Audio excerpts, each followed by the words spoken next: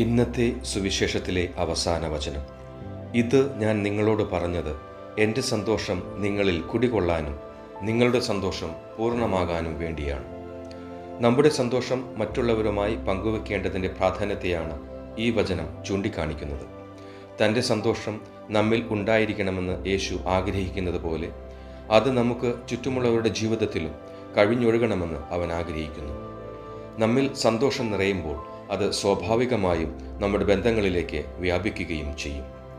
എൻ്റെ നല്ല ഈശോയെ, എൻ്റെ സന്തോഷം പങ്കിടുന്നതിലൂടെ എൻ്റെ സന്തോഷം വർദ്ധിക്കുക മാത്രമല്ല, നമ്മുടെ കൂട്ടായ്മയുടെ കൂട്ടായ ക്ഷേമത്തിന് സംഭാവന നൽകുകയും ചെയ്യുന്നുവെന്ന് മനസ്സിലാക്കാൻ എന്നെ സഹായിക്കണമേ. കർത്താവെ, സാഹചര്യങ്ങൾക്കതീതവും എൻ്റെ സത്തയുടെ എല്ലാ വശങ്ങളിലും നിറയുന്ന സന്തോഷം അനുഭവിക്കുന്നതിന് അങ്ങയുടെ വചനത്തിൽ നിലനിന്ന് ജീവിക്കാൻ വേണ്ട കൃപ ഇന്ന് എനിക്ക് നൽകണമേ. പിതാവിൻ്റെയും പുത്രൻ്റെയും പരിശുദ്ധാത്മാവിൻ്റെയും നാമത്തിൽ ആമേൻ.